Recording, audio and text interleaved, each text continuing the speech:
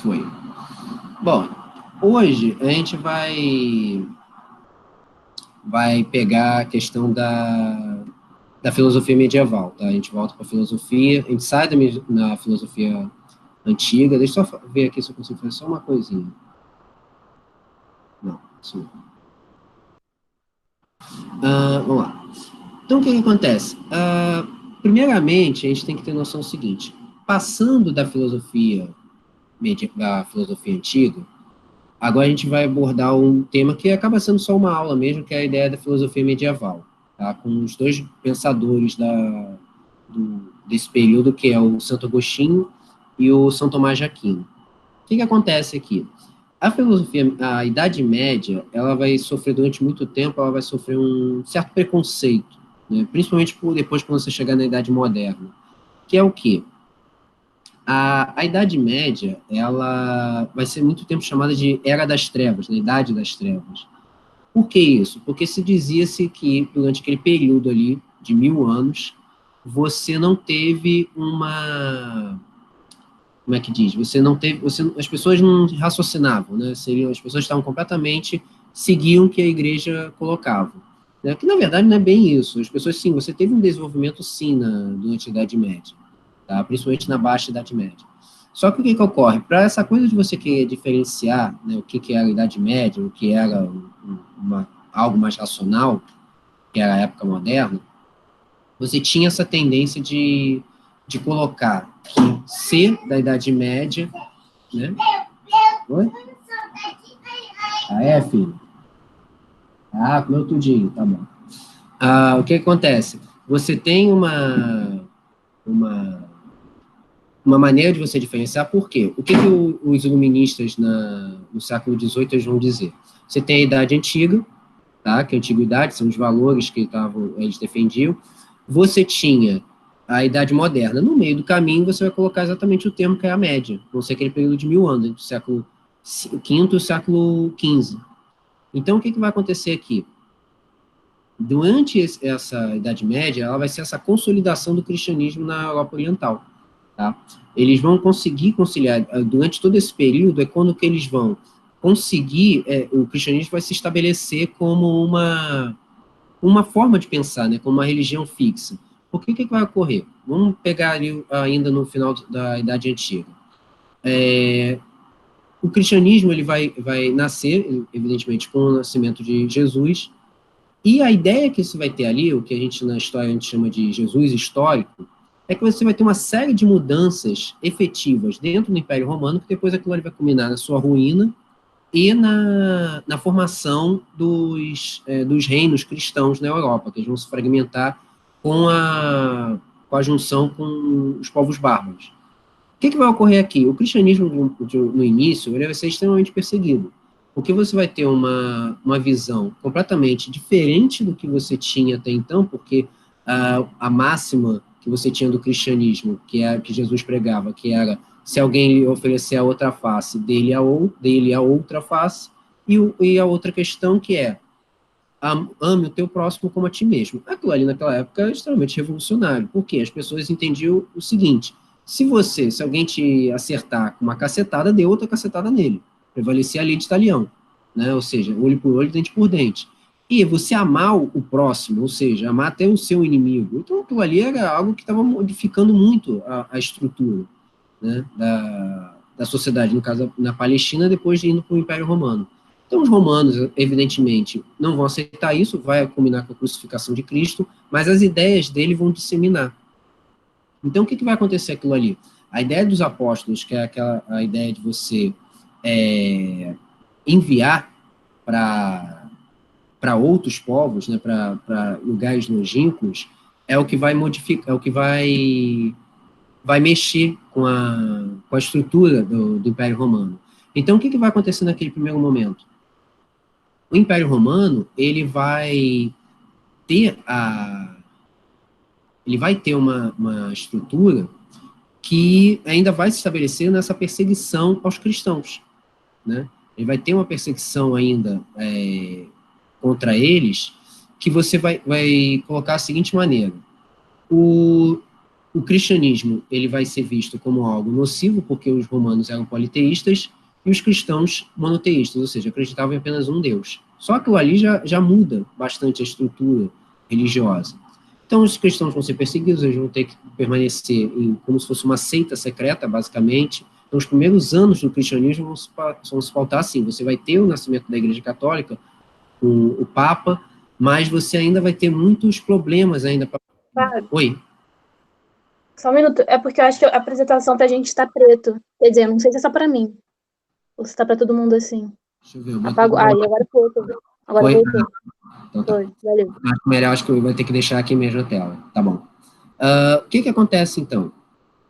Então, a ideia que você vai ter ali nesse contexto histórico é que o cristianismo, então, ele vai viver esses primeiros anos, né, de ajustes. Então, eles primeiramente vão ser perseguidos, vão ser jogados literalmente aos leões. Muitos santos, né, não sei se algum de vocês é católica, mas muitos santos da Igreja Católica são dessa época, são os mártires, né, são pessoas que deram sua vida pela fé cristã. Então, ou seja, muitos desses mártires são representativos disso, então eles sacrificaram a própria vida. Por exemplo, um exemplo disso é a imagem do São Sebastião. Sebastião é um sujeito amarrado, né, apenas com algo cobrindo as partes íntimas e totalmente cheio de flechas. Foi assim que ele morreu, porque ele se recusou a ceder, recusou a dizer o que ele acreditava era errado, e por isso ele acabou pagando com a própria vida. Então, vários mártires têm esse sentido, né? Eles foram formados ali, a grande maioria dos santos católicos são dessa época.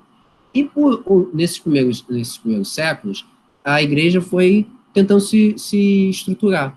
Então, o cristianismo foi se estruturando ali como algo secreto, né? Algo que era proibido, até conseguir alcançar uma boa quantidade da população e culminar no século IV com o imperador o imperador romano se convertendo ao cristianismo. Tá? Naquele momento, você vai separar o Império Romano em dois, você vai ter o Império Romano do Ocidente e o Império Romano do Oriente. O Império Romano do Ocidente sede em Roma, o Império Romano do Ocidente sede em Bizâncio, que vai virar Constantinopla, que hoje, atualmente, é a cidade de Istambul, na Turquia.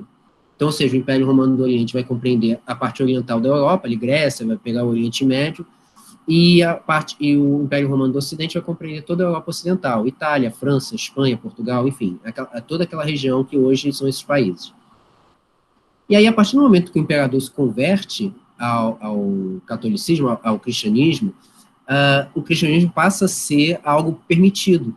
E mais à frente, ele vai virar a religião oficial do Estado. O que isso quer dizer? Quem é o Estado oferece, ele está ligado ao cristianismo.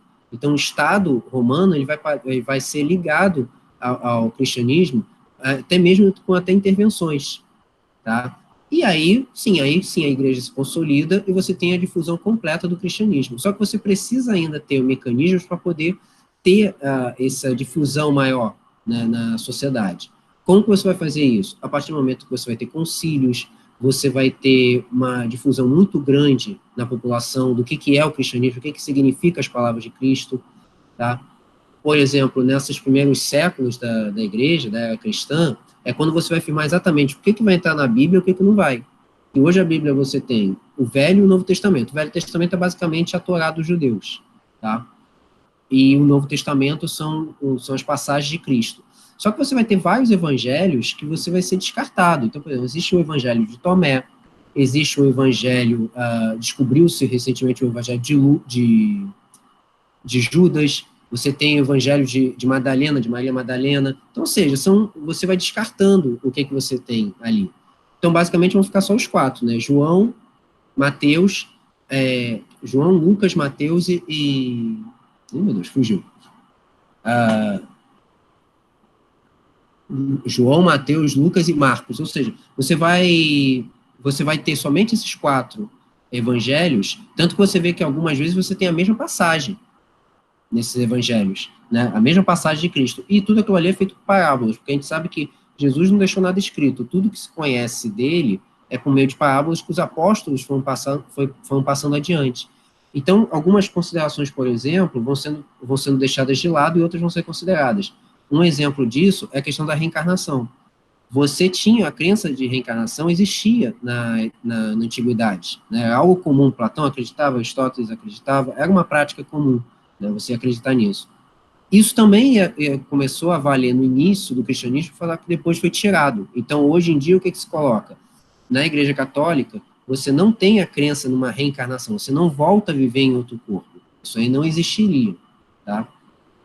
Então, ou seja, você vai colocando os aspectos dali, exatamente como que você vai conciliar. Então, o aspecto do batismo, a sacristia, o que é a hierarquia da Igreja Católica, tudo aquilo ali vai sendo colocado durante esses primeiros séculos. E aí começa a Idade Média, que vai significar o quê? Vão ser dois temas básicos que você vai ter na Idade Média. O homem, né, como que ele se movimenta ali, e Deus. Né, o que é essa representação de Deus? O que é esse Deus, né, para os cristãos?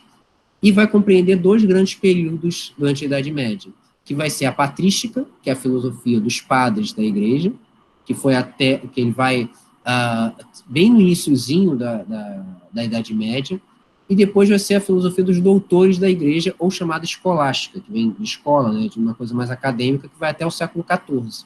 Então, o que vai acontecer aqui? Uma coisa que vai ser pautada é que, primeiro, essa patrística você vai desenvolver entre os padres como que são os ensinamentos do cristianismo, e essa escolástica vai ser você dar um valor um pouco mais racional a ela, tá? Você colocar aqui algo mais, como é que eu vou dizer assim, mais acadêmico, né? Você vai relacionar essa questão, você conseguir juntar fé e razão, que é uma das características da filosofia medieval. Essa ideia de você juntar razão e fé, muitas vezes foi visto sempre como algo completamente dissociado, porque uma das grandes coisas que se batia na filosofia antiga é justamente, se você se entregar somente uma explicação divina, você não está sendo racional. Você não sendo racional, você está sendo enganado. Então, essa relação razão e fé é o que vai pautar a filosofia medieval. E muitas vezes, até os dias de hoje, a gente acaba tendo essas duas coisas dissociadas, né? Ou se você é muito racional, ou você tem fé. Fé é o quê? Fé é você sentir, né? Como que você sente aquilo ali? Não tem uma explicação tão lógica. A razão é aquela coisa pautada de sempre você encontrar uma justificativa pelo que está ocorrendo. Outra característica que vai ter é a existência e natureza de Deus. O que ocorre aqui? Eles saem de uma sociedade que acreditava em vários deuses para você ter a crença em apenas um único Deus, tá? Tem o seu filho, que é Jesus Cristo, como que vai ser essa natureza de Jesus, vai ser um debate também muito forte ali, porque você vai ter pensamentos que vão dizer que Jesus totalmente divino, outros que ele é humano, outro que ele é humano, divino, ele tem as duas características, outro vai dizer que ele tem as duas, mas é mais divino que humano, outro que é mais humano que divino, e por aí vai.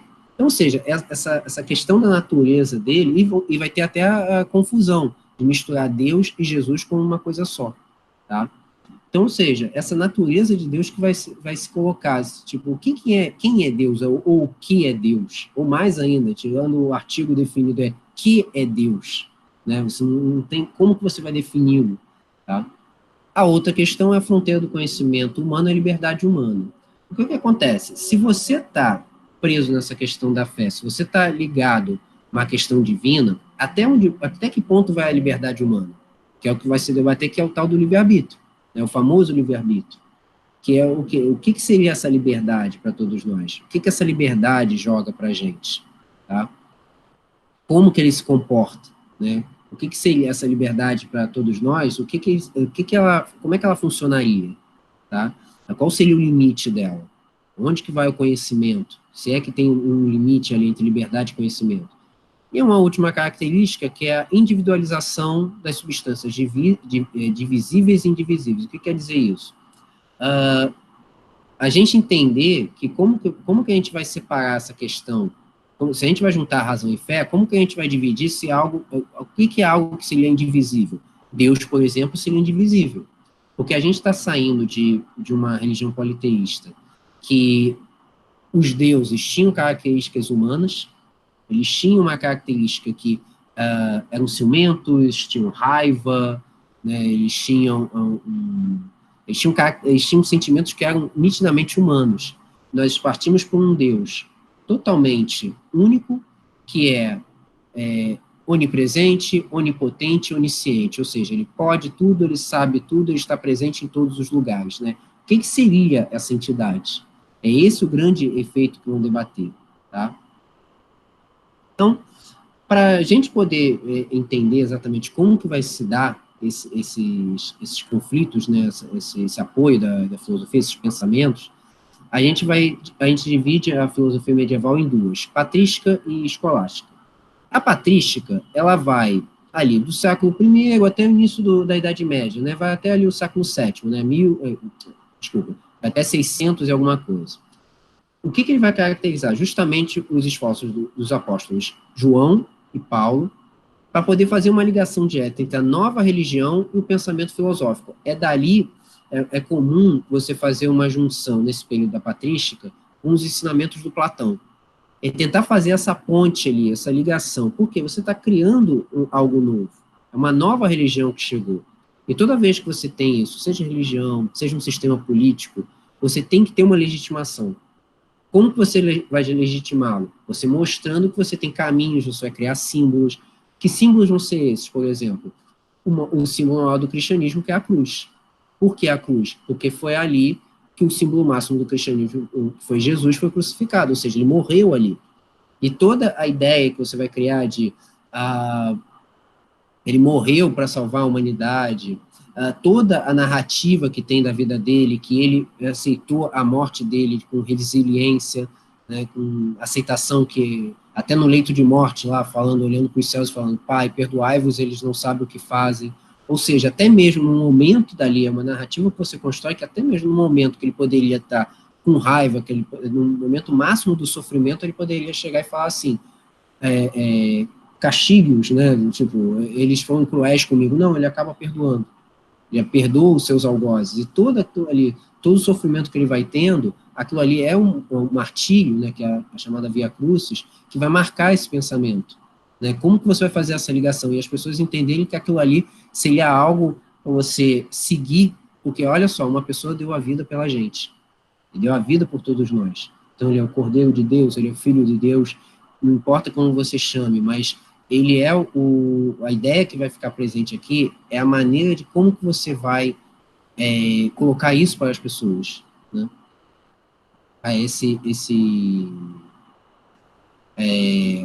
Para essa nova religião que nasceu.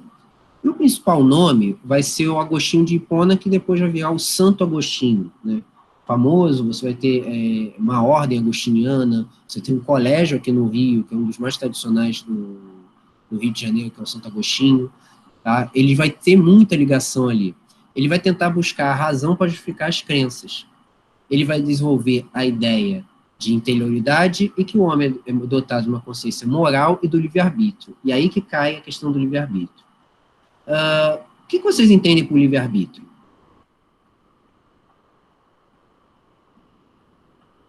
Hein? Oi? Fazer as próprias escolhas. Fazer as coisas?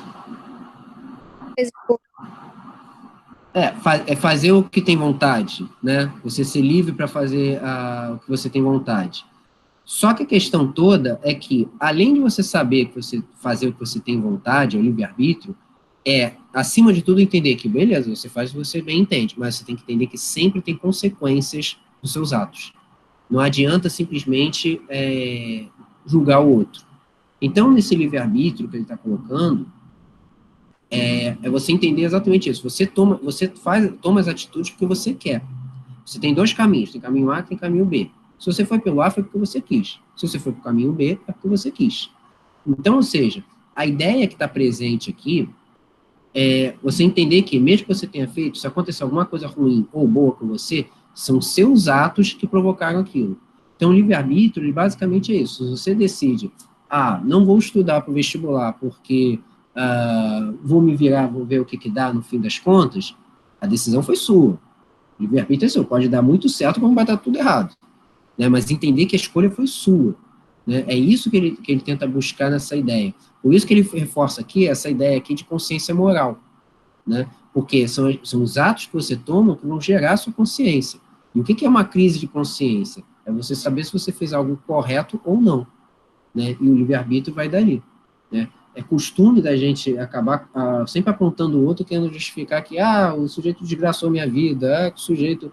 eu fui impelido a tomar essa atitude. Sim, mas você tomou a atitude, você poderia não ter tomado, né? Ainda assim, são consequências que você vai tendo, tá? Já a escolástica, ele já pretende usar de uma maneira mais academicista. Então, ele vai reforçar o Platão e mais ainda o Aristóteles. Lembrando que a gente falou dos dois aqui. O Platão, ele diz que você não deve seguir os seus sentidos. Tudo aquilo que a gente está vivendo aqui é uma ilusão. O Aristóteles já diz o contrário. Não, os sentidos são importantes para todos nós. Então, ou seja, a gente precisa ter a postura de confiar nos nossos sentidos e mais ainda, né? O Aristóteles, ele precisa ter ele tem a ideia do princípio de todas as causas, né? O princípio primário de todas as causas. Aquilo ali já é uma compreensão do que virá a ser o Deus cristão. Qual é a grande diferença que a gente tem na questão metafísica medieval para a metafísica que o Aristóteles tinha? A compreensão greco-romana dizia que a vida sempre existiu, o universo sempre existiu, né? A concepção cristã já é diferente. É a ideia que está presente na Bíblia, na Gênesis, que é das trevas fez-se a luz. Ou seja, tudo era escuro, tudo era preto, de repente teve uma grande explosão, que a gente tem o Big Bang, e aquilo ali originou sua vida. Quem fez essa explosão? Deus. No caso dos gregos, tudo já existia, só que era tudo caos, tudo era misturado. Então, a terra, o ar, a água, toda ela era tudo misturado. Os deuses acabavam organizando. Tá? Então, essa é um princípio básico. E, para os gregos antigos, você não teria um fim. A vida seria infinita. O universo continuaria sempre existindo. Para o cristianismo, se diz que uma hora vai ter um final, que é o livro Apocalipse. Então, ou seja, a gente percebe ali que você tem uma diferença de posturas, né, perante a vida. Então, o que eles vão tentar pegar? Pegar essas ideias que eram dos filósofos gregos, tanto do Platão quanto do Aristóteles, e tentar inserir isso na fé cristã. Tá? Então, ou seja, eles começam a se preocupar em você provar que existe alma e existe Deus. Que Deus existe. Só que é algo complicado, porque se a gente for pegar de uma maneira natural, é aquela coisa básica. Você consegue provar a existência de Deus de maneira racional? Não. Você consegue provar a não existência de Deus? Também não. Então, ou seja, por quê? Basicamente vai ser algo que eles vão chegar à conclusão, que é o quê? Para você, sabe, se você acreditar ou não em Deus, basta você senti-lo. Você simplesmente acredita. Ou não. Simplesmente acaba sendo isso. Então, o que eles vão querer fazer, o que eles vão procurar fazer nessa racionalização da fé? É você procurar dar essa fé para as pessoas, para os seres humanos encontrarem a salvação. Porque vem também a ideia que você constrói ali na Idade Média, que é a ideia de paraíso, de céu, o paraíso, de inferno e de purgatório. Ou seja, aquela ideia de que se você for uma boa pessoa, você vai para o céu. Se você for uma pessoa ruim, você vai para o inferno, você tem um intermediário que você ainda vai ser julgado. Né? Então, ou seja, é uma concepção que as pessoas acreditavam aquilo ali. Né? Se você, se tudo aquilo ali passa a ser pecado. A ideia do pecado, ele surge muito forte nesse momento. Porque o que seria o pecado? É você infringir uma lei de Deus. Então, tá lá, no caso dos católicos, você vai lá, você vai para o padre, você confessa, vai dar Pai Nosso, tantos Pai Nossos, quanto tantas Ave Marias, e você, tá perdoado, né? Então, ou seja, você tinha uma consideração. Vão surgir a ideia, por exemplo, dos 7 pecados capitais. Né? São eles: luxúria, gula, preguiça, avareza, ira, inveja e soberba ou vaidade. Né? Tem os dois. Né? Tem os dois nomes. O que seriam esses 7 pecados capitais? Foram criados pela igreja para dizer assim, é um comportamento que você não deve seguir. Tá? Você não deve seguir esse comportamento que é perigoso. Você pode ir para o inferno, quando você morrer, você vai para o inferno se você cair nesses pecados. Tá? E os 7 pecados capitais estão presentes na nossa vida até os dias de hoje. Basicamente, quase todo mundo já praticou, quase todos eles. Né? Preguiça, todo mundo já cometeu gula, né? Todo mundo já cometeu, nem que seja a inveja, né? A ira, né? Então, ou seja, são a soberba, você tem em algum momento da sua vida que você já praticou aquilo ali. Então, só que naquele momento eles tinham aquilo ali como algo muito ruim. Então, a igreja vai criar as 7 virtudes capitais. Para combater a luxúria, que é relacionada a uma questão de sexualidade, é a castidade. Ou seja, nem tanto você fazer de forma descompensada, mas você castidade, ou seja, você não faz com ninguém. Né? Para combater a gula, temperança, coma somente o que é necessário. Combater a preguiça, a diligência, ou seja, pegue no trabalho. Para combater a avareza, é a caridade, distribua para quem não tem. Para combater a ira, é a paciência. Para combater a inveja, é a admiração pelo outro. Para combater a soberba, humildade, reconhecer os seus erros, reconhecer quando você pode ser melhor, você pode melhorar. Então, vocês percebam que tem uma confluência ali de ideias aqui presentes que parece bastante, que é você combater esses 2 efeitos, tá? Então, o que vai acontecer aqui? Eles vão tentar, então, racionalizar de uma tal maneira, são posturas que você vai ter que combater ao longo do tempo. Vocês aqui viram o Código da Vinci? Ou leram, pelo menos? Não. Não? Tá. O que se fala no Código da Vinci? Ele vai falando, que é o principal protagonista, que é o Robert Langdon, que é o Tom Hanks, que faz, ele vai ter, no início do filme, do livro, ele dá uma palestra, que ele é especialista em símbolos, né, em simbologia, que ele vai dizer o seguinte, que como que a igreja ela foi criando mecanismos, né, para colocar o imaginário nas pessoas através de símbolos pagãos. Então, por exemplo, o gato. O gato no Egito Antigo é um animal sagrado, porque ele era um animal que ele ajudava nos celeiros, né, ele caçava os ratos, para evitar que os ratos comessem a comida dos egípcios. Então, tanto que o gato era tão sagrado que ele era mumificado junto com os faraós. Então, se colocou a ideia que o gato seria um animal diabólico. Tanto que várias concepções que a gente tem de visões da Idade Média, de filmes, desenhos, seriados, sempre aparece o gato relacionado à bruxaria. Sempre o gato é o animal das bruxas, né? Por que isso? Porque exatamente você criar a ideia de que se ele é um animal demoníaco, ele não deve ficar convivendo com os humanos direitos, né? Tanto que surge daí a ideia que o cachorro é o melhor amigo do homem. Você tem uma divergência ali, você cria uma rivalidade ali, gato e cachorro. Até hoje é tão forte isso, tem muita gente que não gosta de gato. Né? Tem muita gente que vê o gato como um animal traiçoeiro, tem gente que gosta que o gato é muito individualista, o cachorro é mais amoroso, né? Tem muito dessa ideia, para quem não gosta de gato. Outro exemplo, eles pegam o tridente de Poseidon e transformam ele como um símbolo do diabo. Ou seja, o diabo passa a usar um tridente, que é justamente você pegar a ideia do paganismo. Ou seja, então você pega símbolos pagãos para você poder transformá-los em símbolos anticristãos.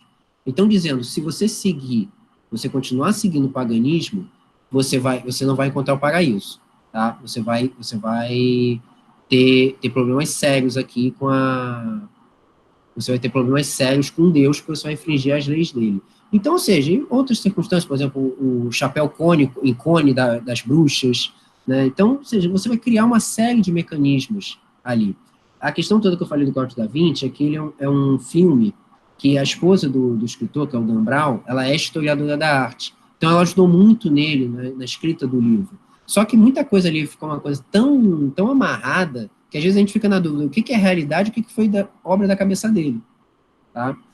Aquilo ali fica muito presente ali, é bem forte nesse sentido. Nessa parte do simbolismo é verdade, né? Como que você foi criando um mecanismo de tentar um certo controle sobre a população da sociedade medieval, né? Exatamente você impondo um medo. Se você seguir isso aqui, você vai ser punido, você vai arder, né, no inferno durante toda a sua eternidade. Vamos combinar que a eternidade é algo é bastante complicado se dizer que você nunca mais vai sair disso, né? Então, ou seja, é uma maneira de controle também. Então, na escolástica, você vai ter essa ideia de você juntar razão e fé, de uma maneira mais acadêmica, principalmente com Tomás de Aquino, que também vai se tornar o São Tomás de Aquino, né?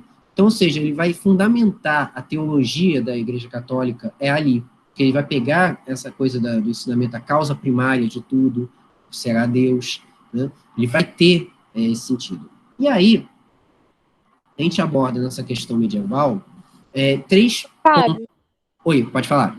rapidinho, qual é a principal diferença, então, da patrística para a escolástica, que eu fiquei meio perdido? A patrística, ela vai tentar colocar uma base moral no cristianismo, tá?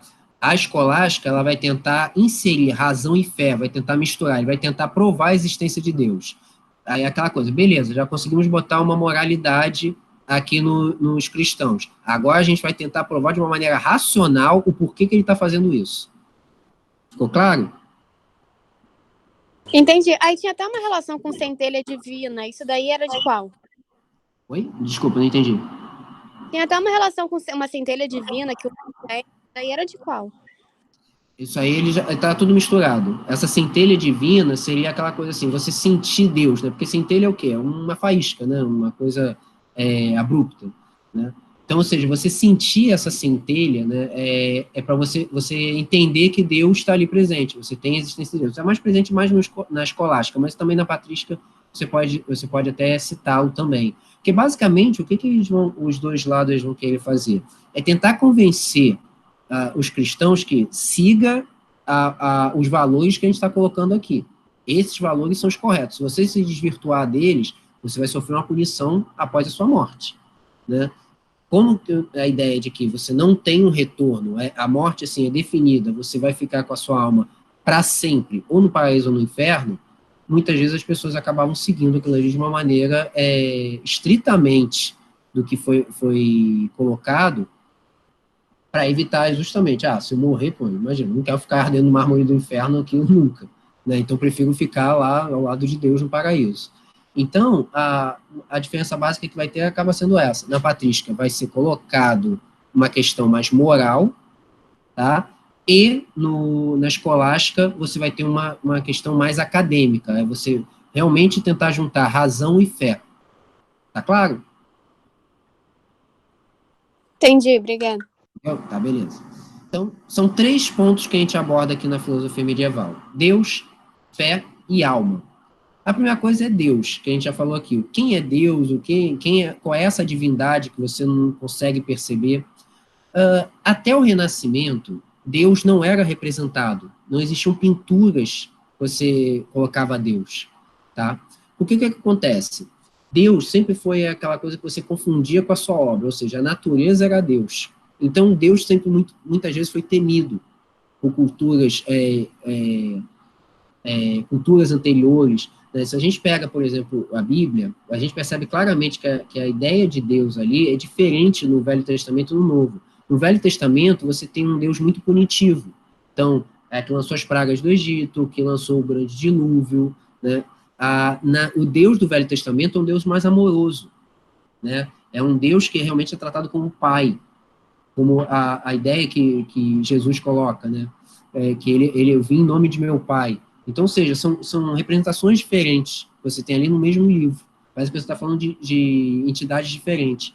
Então, essa ideia de Deus que vai ficar, seja o punitivo, seja o amoroso, é que vai começar a reger ele. Só que a ideia toda é, cara, como é que você concebe Deus? Como é que você fala com ele? Como é que você imagina ele? Naquele momento, você não tem pinturas, você não vai representar Deus naquele momento. Por que isso? Porque vai ser entendido como alguém que não tem forma, ele é um ser etéreo, ele é formado de energia, tá? Ele não tem uma forma definida, ele está além da nossa compreensão. Por isso que se fala, né, na filosofia medieval, a ideia é que você tem que sentir Deus. Eles tentam provar aquilo ali para dar uma racionalidade, mas na verdade, para você perceber Deus, você simplesmente o sente. Você não tem uma visão ali naquele momento, você não tem como aquela coisa, como é que eu vou colocar o que é Deus? E está além da nossa compreensão como seres humanos, né? Mais tarde, ele vai ser humanizado, que vai ser o caso no Renascimento, né? Então, ou seja, a partir do momento que você tem a legitimidade que existe Deus, basta você senti-lo, você vai ter que ter algumas formas de representá-lo, tá? Uma forma, em forma de pensamento. São 4 delas. Primeiro, uma forma cosmológica. Ou seja, é a que explica que ele é a causa única para tudo.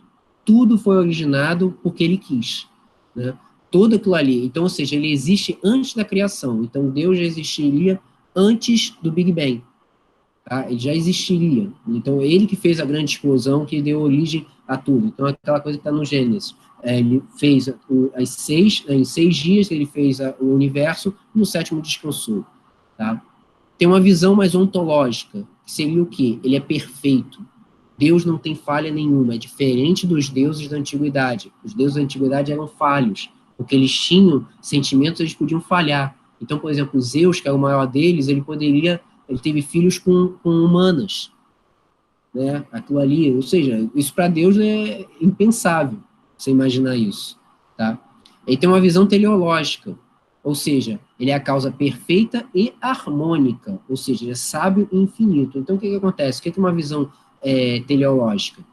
De acordo com o pensamento humano, ele, além de ser perfeito, ele tem uma harmonia, ele tem um equilíbrio, ele tem uma sabedoria, e ele é infinito, ele não termina. É aquela coisa que acho que a gente já falou aqui, a diferença entre imortal e eterno. O imortal, o eterno, não tem começo e não tem fim, é Deus. O imortal, ele tem um começo, mas não tem um fim. Mas ele originou de alguma maneira, de algum lugar ele originou.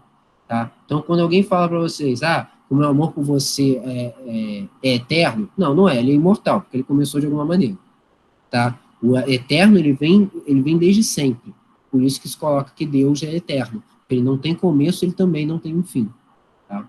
E a outra representação de pensamento para Deus, que é moral, que é o quê? Deus está presente no homem, mediante a sua responsabilidade moral e sua própria liberdade, o livre-arbítrio, que ele confere títulos positivos e negativos, de acordo com o que ele faz.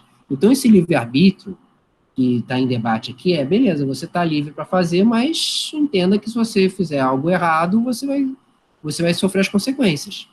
Então, é aquela ideia que Deus permite você tomar suas escolhas, mas sabendo que, vai ser uma escolha errada. Então, se você decide matar alguém, saiba que você vai sofrer uma consequência diante disso. Se você pretende tirar a sua vida, é outra. Se você pretende roubar alguém, você pretende cometer adultério, são fatos que vão mexer com a sua vida. Você vai ter consequências disso, tá? E consequências sérias, porque você vai estar infringindo uma lei de Deus. Então, aqui tem tem as imagens para a gente poder diferenciar o que é uma arte sacra medieval e o que é uma imagem renascentista. Percebam aqui que a imagem sacra que aparece na imagem, você vê aqui, é totalmente plana, ou seja, você não tem fundo, você não tem uma diferenciação, o que é primeiro, o que é segundo plano, ela é chapada, você tem uma imagem mais esquálida, por exemplo, aqui de Jesus, você tem sim uma imagem, tipo uma areola gigante, né, um brilho em sua cabeça, para indicar que ele é sagrado. Isso vai aparecer em várias figuras sagradas, que aparecem na Bíblia, aqui, por exemplo, aqui os vitrais aqui, né, e todos eles que são pessoas sagradas, eles aparecem com uma iluminação na cabeça, mas ele também é chapado e são imagens mais esquálidas, né, são pessoas muito magras, né, a mão dele, né, com os dedos muito esticados. Então, ou seja, a representação que você tem de uma imagem sacra medieval seria essa, seria uma imagem sem ter um máximo de detalhes, né, você tem o crucifixo, que sempre aparece, a figura religiosa, que no caso é Jesus, né? Então, o que acontece aqui? A ideia toda que está presente é justamente você dar uma visão pura, mas simplesmente você representa a religião, mas Deus não está presente, né? Você vê aqui outra imagem, escultura, tal, tudo mais apresenta. Você aparece a imagem de Nossa Senhora, aparece o menino Jesus, aparece Cristo crucificado, aparecem os apóstolos, mas Deus não aparece. Ele só vai aparecer aqui no Renascimento. Que aí você inverte o conceito da Bíblia. Se na Bíblia se fala que Deus fez o homem à sua imagem e semelhança, os renascentistas vão inverter e vão colocar Deus, o homem cria Deus à sua imagem e semelhança. Então Deus passa a ser um homem, passa a ter um homem imponente, grande, forte, com barbas e cabelos compridos, mais velho, para indicar a questão da sabedoria. Então vocês vejam que sempre ele está presente aqui. Né? Deus passa a ser representado, ele deixa de ser aquela forma etérea para dizer assim, bom, agora eu estou representando Deus. Como é que você representa Deus? Com algo que eu conheça. O que eu conheço? O ser humano. Então Deus vai ser parecido com o ser humano. Né? Então a visão que nós temos aqui e traz até hoje é exatamente essa. Qualquer um de nós aqui, seja a religião que for, nós vamos ter um entendimento do que é Deus. E cada um de nós aqui pode chegar até ele, nós vamos ter uma representação do que envolve ser ele. Então, você vai ter vários filmes que abordam como é que é Deus. Então, Então, você vai ter, por exemplo, em Deus é Brasileiro, que é o Antônio Fagundes, é Deus, né, que é uma pessoa mais velha. Você tem o Todo-Poderoso, o Jim Carrey, que Deus vai ser o Morgan Freeman, ou seja, vai ser negro. Né? Então, ou seja, você sempre vai ter visões nesse sentido. Mas, em geral, a visão que mais prevalece é exatamente essa, um homem mais velho. Mais ou menos são essas as representações. Você pega um desenho como Simpsons, que a imagem de Deus nunca aparece, mas é sempre de uma criatura muito alta. Né? Sempre só aparecem os pés dele. Então, ou seja, são visões que você vai ter, mas isso só a partir do Renascimento.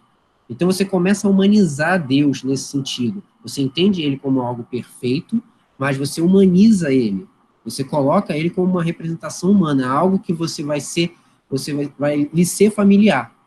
Tá? Essa imagem que a gente tem aqui, que é a criação do homem, do Michelangelo, né, a criação de Adão, é símbolo disso, que você vê, aquele famoso toque, né, dos dedos se encontrando, que ele cria o homem, e aqui dentro dele, o que o Michelangelo faz? Está diante da fé, porque os renascentistas eles não abandonam a religião. A maior parte das obras deles são religiosas, só que eles dão um componente mais individualista, mais racional. Tanto que o que está dentro aqui dele é um cérebro. Não sei se vocês conseguem perceber aqui, ó, é o formato de um cérebro. Então, ou seja, Deus está dentro de uma racionalidade também. Então, Michelangelo, quando fez essa pintura, ele foi bem feliz, né, nesse sentido de tentar falar assim, ele fez essa pintura para a igreja, mas ele também dá um componente aqui, tipo, dá uma cutucada, falando assim, ó, tudo bem, mas tem uma racionalidade aqui muito forte também. Né? Não é simplesmente a gente falar amém para tudo que vocês falam, não. Tem um componente aqui que a gente pode ter uma individualização assim bem forte, tá? Então vocês vejam aqui os anjos diante dele, e aí vai. Então a concepção que a gente vai ter aqui de Deus passa a ser essa representação mais humana, tá? Não humana na maneira que ele age, mas sim humana no aspecto físico, coisa que na Idade Média você ainda não tinha. Tá? Segundo componente aqui, a fé. Fé vem do latim fides, ou seja, significa algo que é verdade, né? Quando você fala que a pessoa é fiel, né, que Deus é fiel, é uma pessoa que você é algo verdadeiro, algo que você não duvida. O que acontece? Fé e dúvida são duas palavras completamente opostas. Tá? Se você tem fé, você não tem dúvida. Então, por isso que tem a famosa frase, a fé remove montanhas. Por que isso? Porque se diz que a fé é algo impossível, né? Uma montanha se erguer, se levitar, é impossível. Mas se você tem fé, tudo é possível. Né? Você é capaz de fazer isso. Então, onde que vai aparecer muito a fé? É lá, você torce para um time de futebol, o seu time precisa fazer o gol para poder ganhar o campeonato e falta segundos para acabar.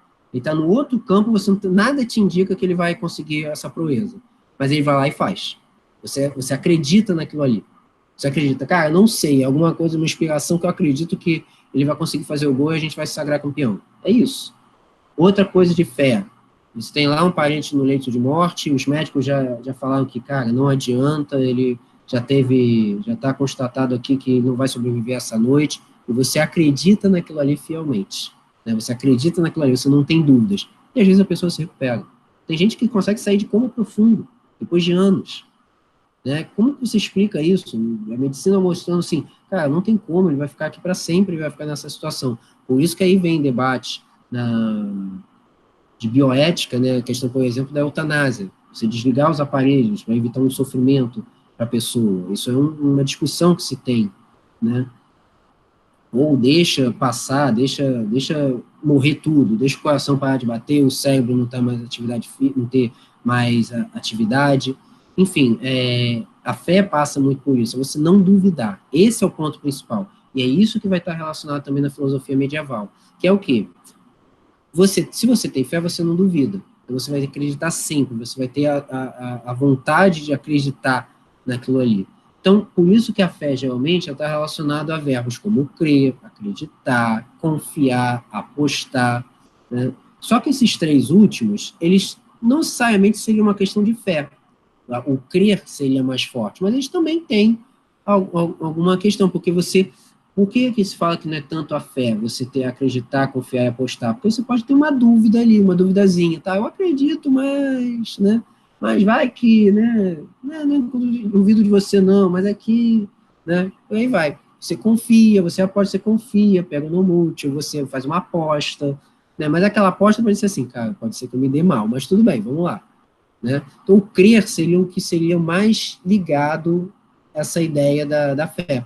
Porque quando você crê em alguma coisa, né, você tem essa fidelidade, você tem a fé, você não duvida, você crê que aquilo ali é o caminho a ser seguido, tá? A religião, a palavra religião, ela vem de religar, ou seja, ligar a alguma coisa, você se ligar a alguma coisa. Então, por isso que muitas vezes, um efeito que está acontecendo muito atualmente é as pessoas não se ligarem numa religião específica, mas sim serem mais espiritualizados, né? Quando alguém pergunta assim, qual é a sua religião? Não tenho, eu sou uma pessoa espiritualista. Vai acreditando em uma coisa ecumênica, né? Algo que abrange várias religiões, você segue na sua condição, né? Você tem ateus, que são pessoas que realmente não acreditam em nada, tem a dúvida, mas não necessariamente são pessoas que têm pensamentos ruins, ou seja, a pessoa pode ser pode ser boníssima e não acreditar em Deus. Isso aí não é efeito de nada, né? E você pode ser também agnóstico, ou seja, você precisa ver algo para poder acreditar, né? O ver para crer, vamos dizer assim. Você precisa ter aquilo ali, você precisa ver aquilo ali para poder acreditar que aquilo ali realmente acontece, tá? Então, hoje em dia, está tendo um movimento que é bastante curioso nesse sentido, principalmente na Europa, né, que curiosamente na Europa, que sempre foi o berço da difusão do cristianismo. Na Holanda, por exemplo, você vai estar tendo igrejas que estão fechando, estão virando bibliotecas, né? Isso diz muito a respeito do que a gente está vivendo, né? O que a gente está tendo hoje da pandemia, você vai ter muita gente que vai se voltar muito para a fé, né? Uma das consequências que a gente pode ter no fim dessa pandemia é você ter pessoas mais voltadas para o divino, ou seja, pessoas que começam a acreditar mais. Essa coisa de fazer uma corrente de oração, vamos combinar um horário para você poder orar, meditar, né? Então, ou seja, você pode ter uma das consequências que podem acontecer é isso, pessoas serem envolvidas mais com a fé, porque você começa a ficar naquela coisa do medo, né? Cara, o que vai acontecer, né? Principalmente quando morre algum parente próximo pega uma doença, né? Você começa a ficar naquela, do tipo, cara, tá chegando perto de mim, né? Então, isso pode ser uma consequência, sim, dessa pandemia.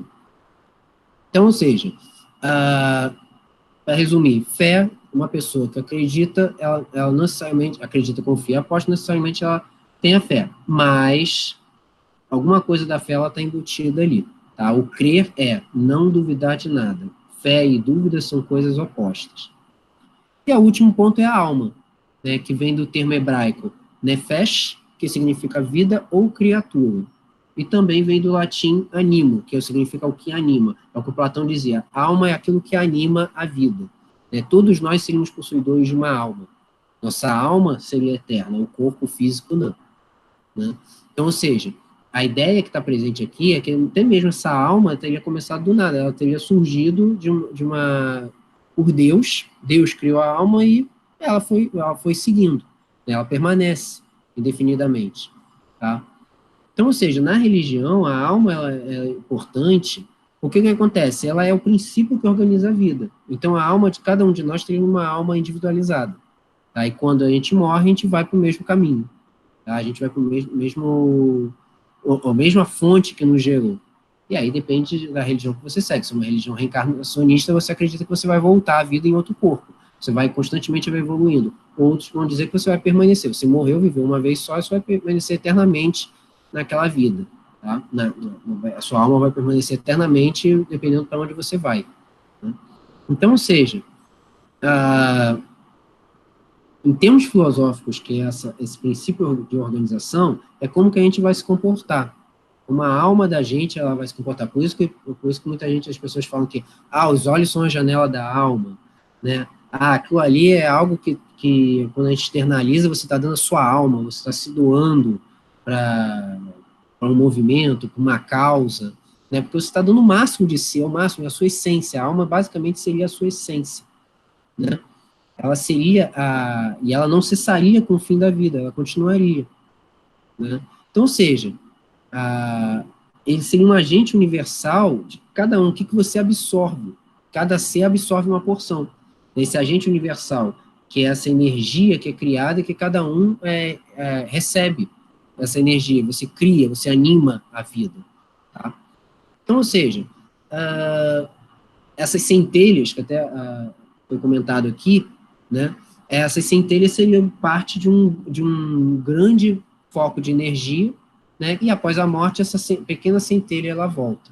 Né? Por isso que a gente costuma dizer que a ideia de que a vida é um sopro, que a gente não é nada, uma gota no oceano, é um grão de areia, né? Seria isso, porque a gente faria parte de algo muito maior e cada um de nós é uma coisa micro. Né? Porque um grão de areia é uma coisa insignificante para o montante que a gente tem, mas ele juntando aquilo ali que ele dá a força. Né? Seria mais ou menos isso. Tá? Então, pegando aqui os principais nomes, que é o Santo Agostinho e o São Tomás de Aquino. Santo Agostinho, ele vai nascer no norte da África, tá? No norte da África, naquele momento, ele era cristão, ainda não tinha o surgimento do islamismo, tá? Então, ele vai desenvolver essa ideia do livre-arbítrio e vai dizer a consciência. Todos nós aqui temos o desenvolvimento da consciência moral para saber o que é certo e o que é errado, tá? E também, nesse saber o certo e o errado, temos o direito de escolha. Então, se você toma uma atitude, você tem que entender que você vai ter uma consequência grave disso, tá? Você vai ter uma consequência que pode ser benéfica ou negativa, pode ser positiva ou negativa para você, tá? As duas obras dele, que vão ser Confissões e Cidade de Deus, vão ser inspirados no Platão. Né? O que seria isso? Ele vai ter esse presente, essa coisa onipresente da ação divina. Porque o que Platão fala? A gente não tem que seguir o que está na realidade, sim entender o que está além daquilo ali, a Matrix, né? O que está fora da caverna. Aquilo que a gente está vendo, a gente está sendo enganado. Então, é isso exatamente que ele vai pegar as ideias do Platão, que é você ver o que está além do que você está vendo, o que você está além desse ponto material. Tá? Então, ou seja, mas mesmo assim, ele fala que o homem não teria autonomia para alcançar a própria salvação individual. Por que ele diz isso? Né? Porque mesmo você tendo livre-arbítrio, aquilo ali é algo que é embutido, saber o certo e errado, é algo embutido por Deus. Então, ou seja, aquilo ali, de alguma maneira, você não é tão desprovido você não é tão provido de sua capacidade de escolher quanto você gostaria, porque você teria que ter uma intervenção divina nesse ponto. Porque o Agostinho, né, o Santo Agostinho, ele vai falar o seguinte, que o mal para ele não poderia existir dentro de Deus. Então, logo, Deus não poderia ter criado o mal. Né? Então, ou seja, ele existe por si próprio. Ele não tem essa visão. Então, o mal, você ir para o mal, é você não estar perto de Deus. Né? Por que isso? Ele existe por si mesmo. Né? A ideia toda é que o mal, você só vai chegar no mal na ausência do bem. É esse o conceito que está, que é algo presente até mesmo na antiguidade. Porque a antiguidade, para você dizer, por exemplo, o modelo de feio, você tinha que saber primeiro o que é bonito, o que é belo. Então, o feio é a ausência do belo. No caso aqui do Agostinho, ele vai falar que o mal é a ausência do bem, uma corrupção da natureza, uma privação, um afastamento do bem. Então, se você se afasta de Deus, você está indo para o mal. Né? Então, ou seja, a ideia toda que você tem de conhecimento prévio para ficar no bem é a ideia de uma rememoração de Deus, ou seja, que é uma herança da reminiscência do Platão. Que é o que? A lembrança que você vai trazendo. Então, se você tem conhecimento prévio do que é Deus, você não se afasta dele. Você permanece com ele sempre, e aí você vai criando essa condição moral, tá? Que a igreja está colocando para você. Então, a doutrina que você segue, essa doutrinação da iluminação divina, ela vai ser uma luz que não é material, mas que atinge todos nós a partir do momento que você entende, que a partir do momento que você sente essa iluminação, você tem uma vida feliz e devota, ou seja, uma vida beata, né, para a igreja. Então, esse é o ponto que a patrística, que o Santo Agostinho está inserido, que é essa, você criar uma autonomia, né, um livre-arbítrio, mas entendendo que essa autonomia são desígnios que Deus está colocando para você. Você se afastar do bem é se afastar de Deus, e aí você chega ao mal. Tá? Você chegar ao mal seria você ignorar o bem. E depois a gente tem o outro nome, que é o Tomás de Aquino, ou São Tomás de Aquino. Quem vai lecionar na Universidade de Paris, no século XIII, tá? As universidades começam a existir dali, isso é uma coisa que tira também a ideia de falar que a Idade Média é uma idade das trevas. Por que isso? Porque as primeiras universidades surgiram dali, tá? E o Tomás de Aquino, embora controladas pela igreja naquele primeiro momento, elas surgem, as universidades, você passar um conhecimento racional, ela surge, né, nesse primeiro momento, e ele vai publicar o que chama de Suma Teológica, que é o quê? É uma obra que dialoga com diversos pontos do pensamento aristotélico, ou seja, ele vai, não tanto com Platão, embora vai estar presente, mas mais o Aristóteles. Ou seja, ele vai ter uma visão mais otimista com relação à figura do ser humano, a figura do homem. Tá? Por que isso? Ele vai começar a ter, com essa junção de razão e fé, tentar algo mais acadêmico, né, de você tentar provar a existência de Deus, ele vai dizer o seguinte, que nem todas as coisas dependiam única e exclusivamente de uma ação divina. O homem poderia aplicar um conhecimento, ele poderia produzir um conhecimento. Tá? Então, ou seja, ele vai tentar provar a existência de Deus por métodos filosóficos, mas ele vai entender que o homem também pode criar um pensamento próprio, não apenas divino. Assim, o contrário de Santo Agostinho, que ele diz que aquele livre-arbítrio, necessariamente você vai ter que passar por Deus. Aí ele fala que o conhecimento ainda pode ser criado, tá? Mas mesmo assim, ele rejeita você ter uma divisão entre razão e fé. Por que isso? Porque existiriam verdades da fé. Tá? Eles são atingíveis por meio de uma revelação cristã. Tá? Mas você precisa ter uma forma racional para poder chegar a ela. Por isso que tem a ideia de tentar provar a existência de Deus. Tá? Então, por isso que vem esse mecanismo do raciocínio do Aristóteles. As causas, né, as formas que você toma, né, a causa material, a causa primária, né, a causa formal. Então, ou seja, porque no entendimento de Tomás de Aquino, o Aristóteles ele flertou com esse discurso cristão, embora o cristianismo estava longe de surgir ainda. Mas ele está dando um panorama que é bem parecido. Se a gente for pensar, até mesmo os ensinamentos do Sócrates, ele é bem parecido com os ensinamentos que você tem no discurso de Jesus Cristo. Por que isso? Porque aquela ideia de você amar o próximo, o conhecer a ti mesmo, aquilo ali está presente nos ensinamentos cristãos. Você vê, séculos antes, aquilo ali já era colocado.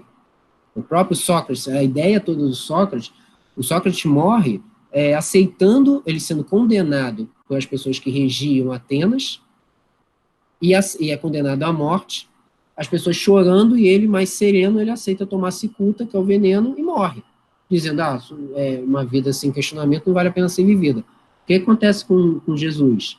Ele está no momento que ele provoca uma ebulição, né, uma revolução no local onde ele existiu, ele desperta a atenção das pessoas, ele desperta a ira de quem está governando, ele é condenado à morte e ele aceita de uma forma resiliente o destino dele. Então, ou seja, são histórias parecidas.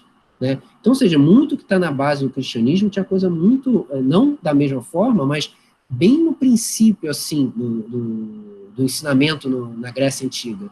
Tá? Você tem um pensamento ali bem próximo daquilo ali, tá? No princípio, pelo menos. Tá? E aí o Tomás de Aquino vai colocar a ideia da justiça. Por que isso? Que a justiça é uma virtude, porque uma vida virtuosa é aquela que é conduzida pela razão.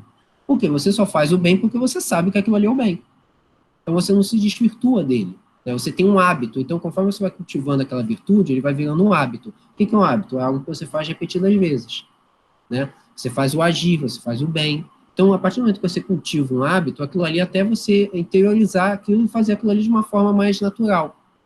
Então, a virtude também é cultivada para ele. Então, a justiça acaba se tornando um hábito, porque você tem que ser justo nesse momento. Ele vai pegando novamente a ideia do cristianismo, tá? Ele vai pegando ele vai pegando as ideias lá que estavam no Sócrates, que você ser ético é você ser virtuoso, é você ser correto, tá? Tá tranquilo, gente? Até para eu partir para as frases, alguma dúvida?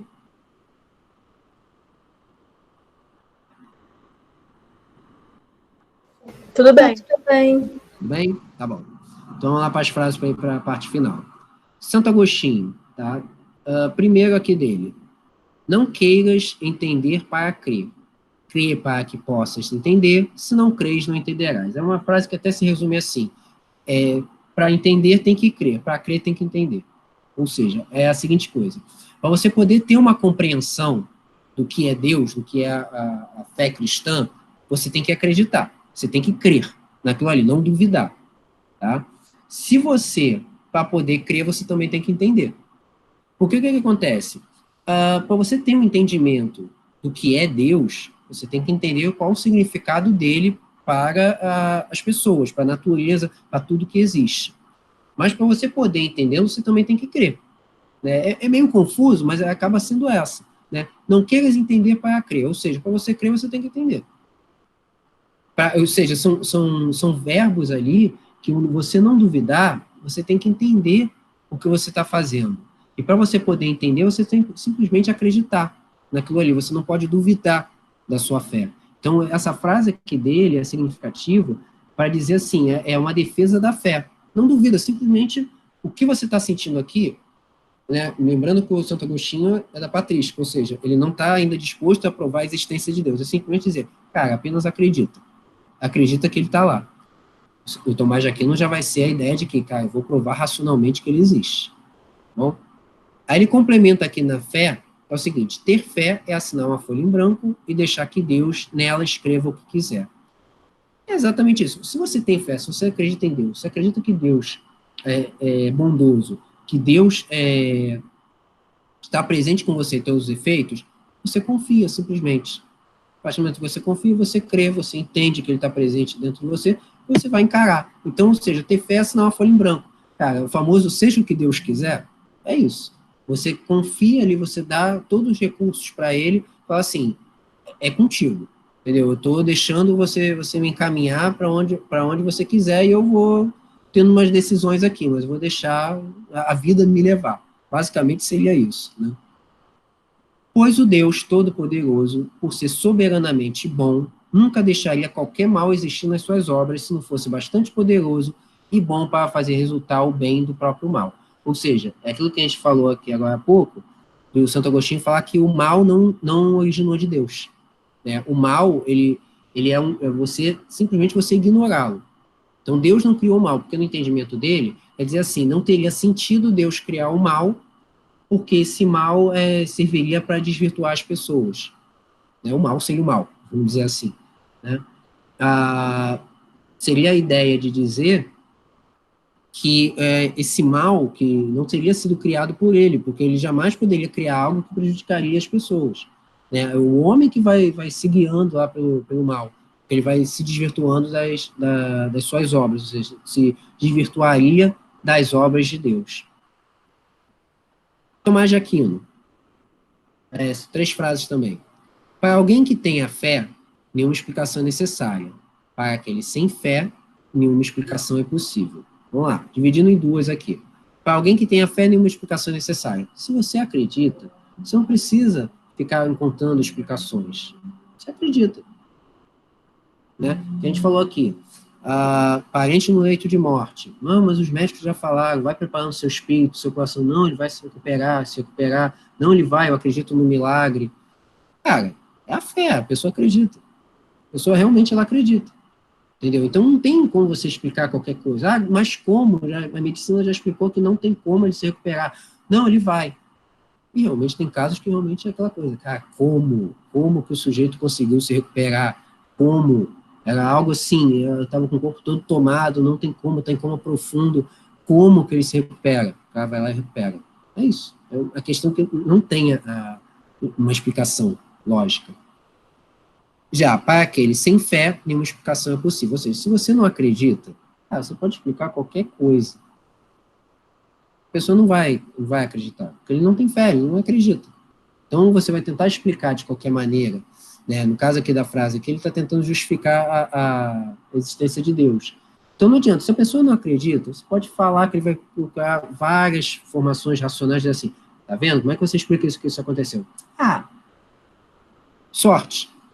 Tá, e o que é a sorte? Acaso. Acontece. Né? Eu estava ali, estava acaso. Estava no local errado, na hora errada, enfim, acontece. Então, uma pessoa que não tem fé, uma pessoa que não acredita, você vai continuar, você vai explicar e uma explicação vai servir. Agora, uma pessoa que tem fé, você não precisa explicar nada, ele simplesmente sente. Ele vai sendo conduzido. É isso que ele está tentando explicar, tentando provar a existência de Deus. Quem diz verdades, perde amizades. Né? É aquela famosa ideia de que você, de vez em quando, você tem que falar umas mentirinhas para a pessoa para poder agradar, para você não cair num, num enfrentamento, você achar que a pessoa vai ficar magoada com você, né? Todos nós aqui já mentimos alguma vez na vida, né? O problema é quando isso é uma coisa compulsória. Né? A questão toda, quando ele fala o seguinte, que muitas vezes a verdade, quando ele fala da verdade nua e crua, isso é exatamente essa, é a verdade sem pudores, ou seja, a verdade como ela é. A verdade como ela,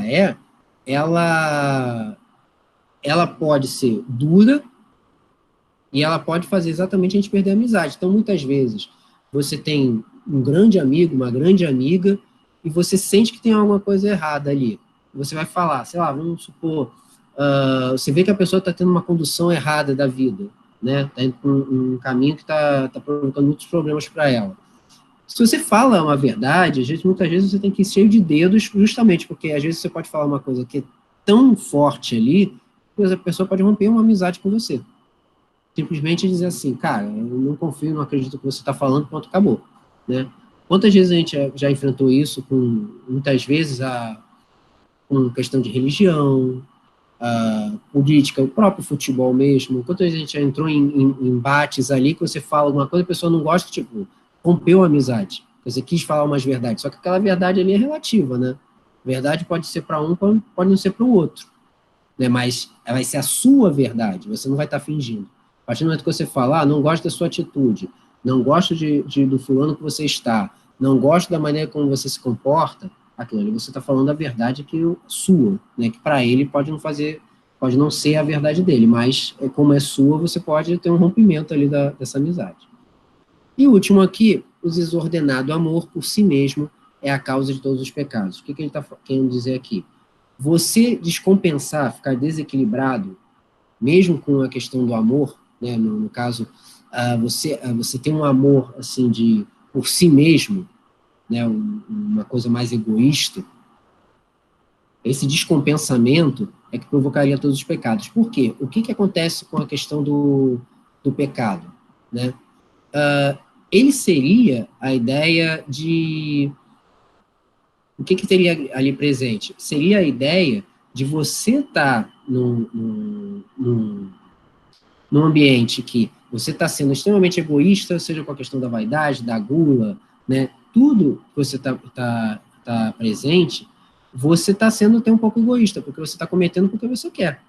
Né? Eu como mesmo porque eu quero, porque aquilo ali me satisfaz. Eu estou com preguiça mesmo, eu tenho inveja de fulano, do que ele tem, das atitudes que ele toma. Enfim, por isso que ele está falando que esse desordenado amor de si mesmo, ou seja, amar a si mesmo, né?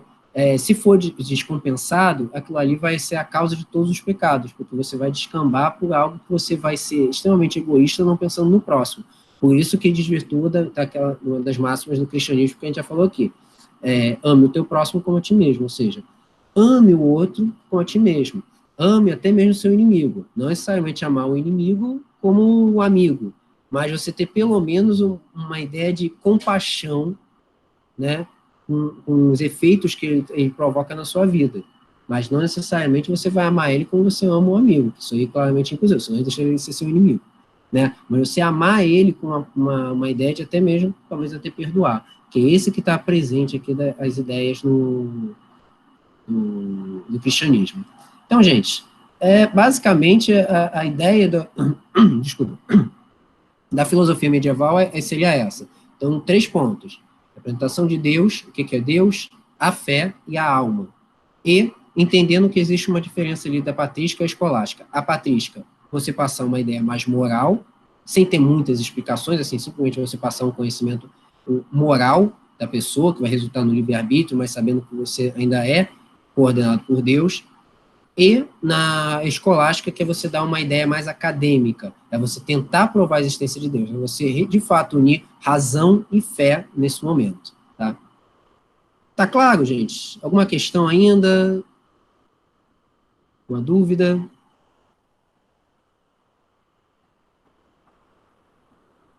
Tudo bem. Tá tudo bem? Tudo certo. Tudo tranquilo? Tudo bom, então, gente. Então, na próxima aula de Sociologia, tá? E aí a gente se vê até lá, tá bom? Beijo para vocês. Até a próxima, tá bom? Tchau, tchau. Tchau.